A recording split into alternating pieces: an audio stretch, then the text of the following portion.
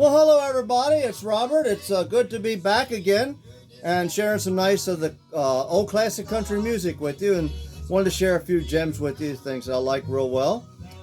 Here's an LP. It's what's playing on the set now.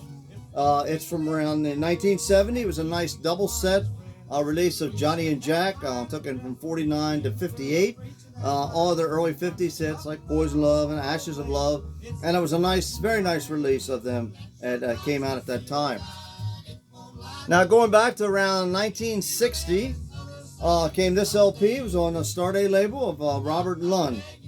He was a popular performer for many years in the Grand Ole Opry. He had recorded a couple 78s for Mercury back in the 40s. He traveled with the Roy Acuff Show a bit. He was known for his version of the Talkin' Blues, and he does a nice job on that here. On this particular LP, he's back with the Smoky Mountain Boys, but very entertaining LP. And then we have one of Rose Maddox from 1962. Rose Maddox sings bluegrass. She had the voice for it, and she did a nice version of a number of bluegrass classics, and including a nice version of the song Down, Down, Down, written by Tommy Collins. On the LP, she was backed by Don Reeder and Red Smiley. Bill Monroe plays mandolin on a few numbers. It's one of the best Rose Maddox albums ever, so check this out and give this a listen. Another one of the famous country music female singers at Capitol is Jean Shepard. This is an album that came out around 60 or 61. Love the version of Going With Your Dancing is on here. It's a lot like her 50s style actually on this.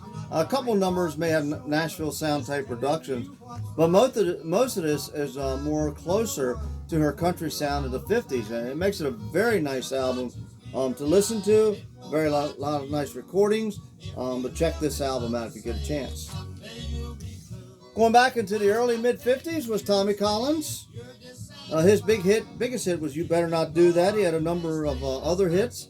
They're on here: High on the Hilltop, Smooth Sailing, You Gotta Have a License, I Always Get a Souvenir. His guitar player was Buck Owens, rather, and that marked his sound and his style, and very nice performer, but he only had a couple of years big in the spotlight, and then he kind of recorded and played for a number of other years afterwards.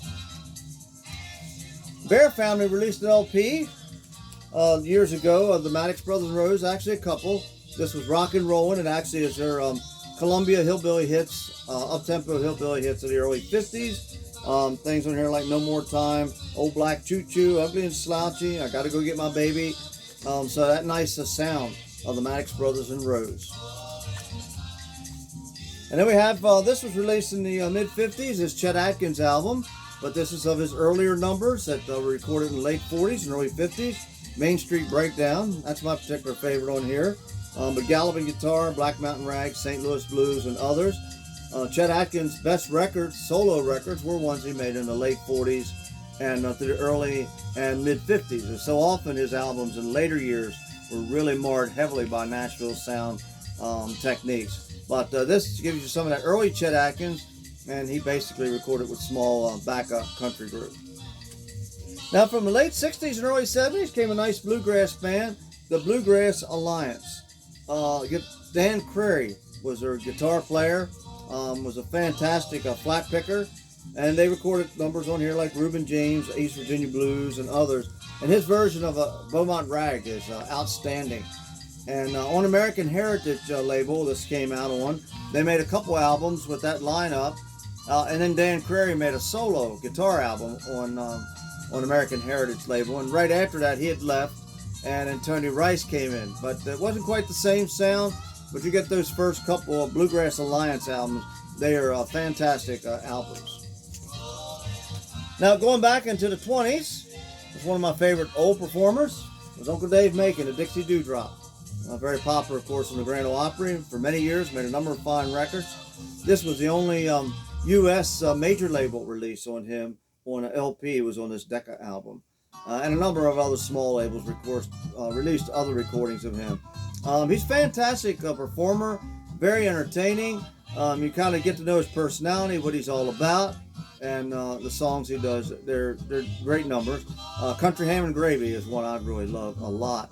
The Bear Family, they put out a box set of all his recordings. some years ago that's scarce and so tough to find. It's out of print, and I've seen on eBay copies like $400 and $500 if you can even get one. Fortunately, I got one, didn't pay near that much for it when it came out. And then we have, from the late 50s, came this album, Little Jimmy Dickens. This actually was original versions of Taking Old Cold Tater, Sleeping at the Foot of Bed, Out Behind the Barn, We Could, and some others.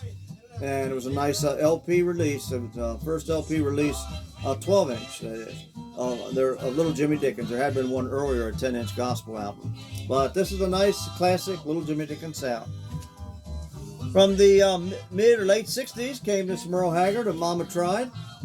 Mama Tried, of course, was the hit on here. And he did a number of other fine recordings, such as Sunny Side of My Life. His cover versions of Folsom Prison Blues and Oni Wheeler's classic Run 'Em Off, he also does those on here. But that's that Merle Haggard sound and Merle Haggard touch on one of the old Capitol albums. And then Columbia Harmony did a nice job of releasing older recordings, going back and getting recordings out of the vault from the 40s and 50s. This is one example, the Stanley Brothers, The Angels Are Singing. This is their classic Columbia recordings, and things like It's Never Too Late, The Fields Have Turned Brown, A Little Glass of Wine, I'm a Man of Constant Sorrow, all from around 49, 50, 51 or on here. That's that classic early period with Carter Stanley's mountain style singing. Just excellent Stanley Brothers sound, some of the earliest recordings. RCA Camden, also in the early 60s, went and got into the vaults of a lot of their older artists. Hank Snow was one. Then this album came out, had the original versions of his Southern Cannonball, his hit When Mexican Joe Met Jolie Blonde, the fast-paced Boogie Woogie Flying Clown, his guitar instrumental Under the Double Eagle. So fine listen of that early 50s Hank Snow sound. And then one of the old MGM Yellow Label albums of Moanin' the Blues of Hank Williams has I'm So Lonesome I Could Cry, Lovesick Blues, Honky Tonk Blues, Long Gone Lonesome Blues. This is one of the earlier LPs when they started releasing them of Hank Williams. And then finally, from the early 60s, comes the Buck Owens on the Bandstand. This is with Don Rich, of course, and Jay McDonald was a steel player. It's not his version of the Buckaroos that was a year later with Tom Brumley or so, but this has nice versions of Kicking Our Hearts Around. The steel guitar, Jay McDonald's version of a Release Me. One of the better versions of Orange Blossom Special. Don Rich just plays that straight and plays it good, and that's on here as well. So some of the albums that I wanted to share with you. So hope you enjoyed those. And just take care of yourselves. Continue taking care of your families. And we'll look forward to getting with you again. So take care. So long. And we'll let Johnny and Jack take us on out of here. Bye for now.